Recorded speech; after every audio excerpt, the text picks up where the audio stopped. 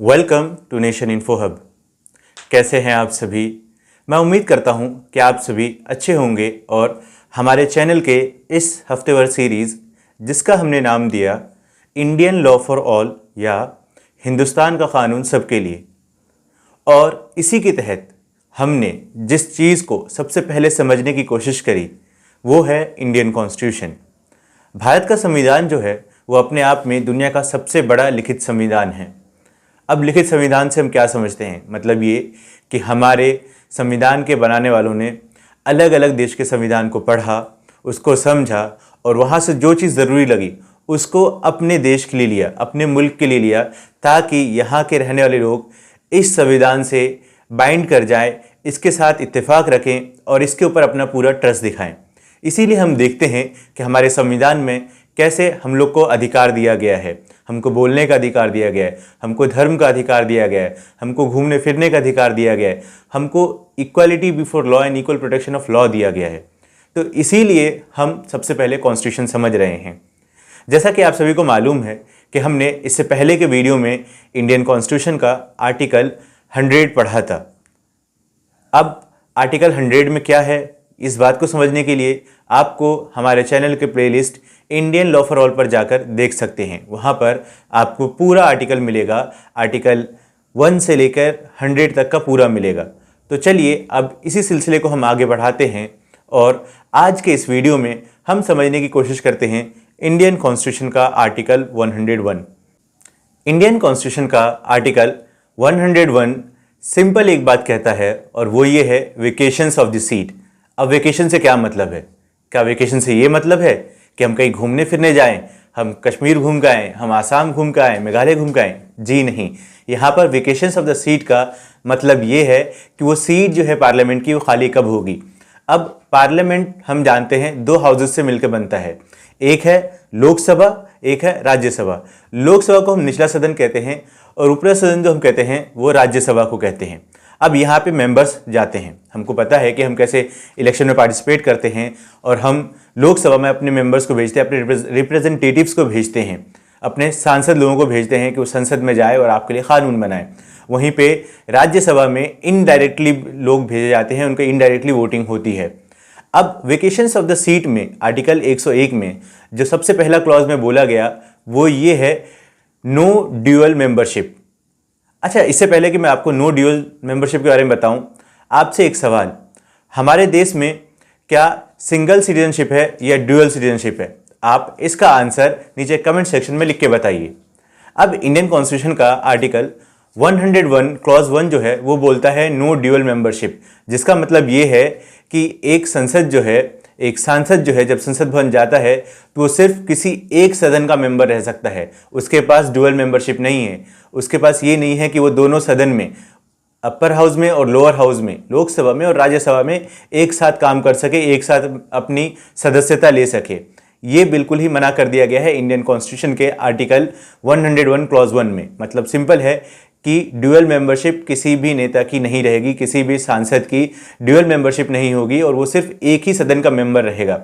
अगर वो दोनों सदन के लिए भी इलेक्ट हो जाता है तो उसको एक सदन की मेंबरशिप को रिजाइन करना पड़ेगा, उसको छोड़ना पड़ेगा, तभी वो किसी एक जगह पे रह सकता है। यहाँ पे एक कंसेप्ट है कि आप एक ही साथ 2 जगह अपने जहन को नहीं लगाएं, अपने माइंड को 2 जगह इन्वेस्ट नहीं करें और लोगों की, जनता के लिए, सेवा के लिए अगर आपको बनाया गया है तो आप उसी चीज़ पे ध्यान दें। किसी एक सदन में रहकर आप एक ही जगह का पोस्ट लें, ना कि आप 2 अलग अलग जगह की पोस्ट को संभालें।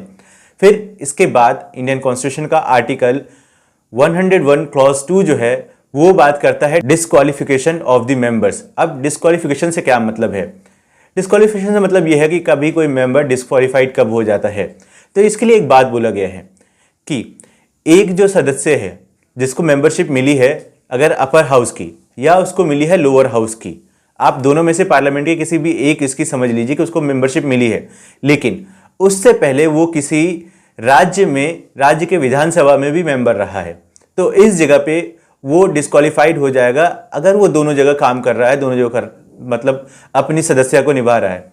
तो यहाँ पर इस क्लॉज में ये बोला गया कि जो मेंबर है उसको अपने राज्य में, जहाँ पे वो पहले से सदस्य लेके रखे हुआ है और वहाँ की मेंबरशिप है उसके पास, तो वहाँ की मेंबरशिप उसको छोड़नी पड़ेगी, तभी जाके वो लोकसभा में या राज्यसभा में अपनी सीट पर जाके बैठ सकता है, अपनी सीट की सदस्यता ले सकता है, मेंबरशिप ले सकता है उस हाउस की। अगर उसने ऐसा नहीं किया तो वो डिस्क्वालीफाइड माना जाएगा। आर्टिकल 101 क्लॉज 3 में बोला गया है कि कैसे कोई सीट खाली हो जाएगी। तो इसमें सिंपल एक बात ये बोला गया कि अगर कोई भी आर्टिकल 101 का क्लॉज 1 और क्लॉज 2 में अगर फॉल करता है तो उसकी मेंबरशिप खत्म हो जाएगी, वो सीट जो है वेकेट हो जाएगी, उसको वेकेशन ऑफ सीट कहेंगे। यहीं पे एक चीज़ और बोला गया है इंडियन कॉन्स्टिट्यूशन के आर्टिकल 101 के क्लॉज 4 में। अब इसमें यह बताया गया है कि कोई प्रोलॉन्ग्ड छुट्टी पर है बिना बताए, मतलब कि आप एक एग्जाम्पल लीजिए, आप किसी कंपनी में काम कर रहे हैं, आपको वहाँ से हर महीने सैलरी मिल रही, सब चीज़ हो रहा है, और आपने वहाँ पे बिना बताए 6 महीने के लिए आप गायब हो गए। आपने किसी को इन्फॉर्म ही नहीं किया, ना मैनेजर को किया, ना एचआर को किया, ना बॉस को, किसी को आपने इन्फॉर्म नहीं किया, और आप 6 महीने के लिए गायब हो गए।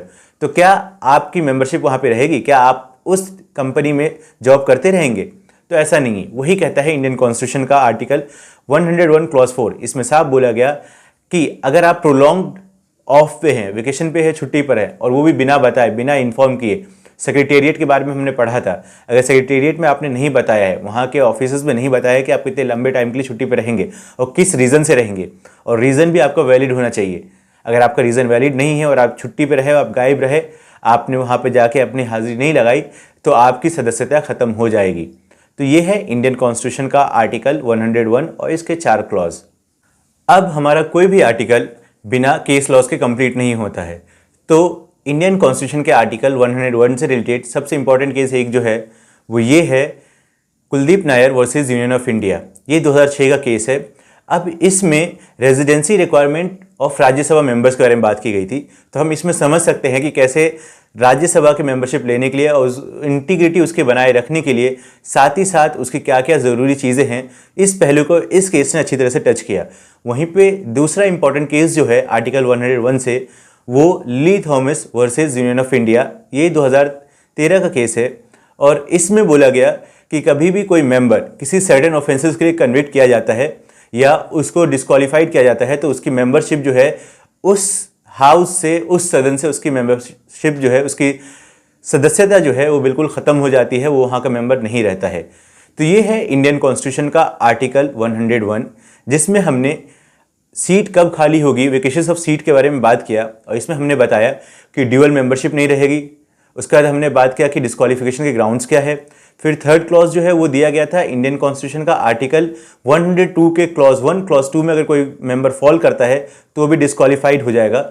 और फोर्थ क्लॉज जो है वो बात करता है कि कैसे कोई लंबे टाइम तक अपने सीट पे नहीं आया है, अपने लिए हाजिरी नहीं लगाई है और वो बता नहीं रहा है कि कहाँ है, तो वहाँ पे भी उसकी मेंबरशिप ख़त्म हो जाएगी। तो ये है इंडियन कॉन्स्टिट्यूशन का आर्टिकल 101।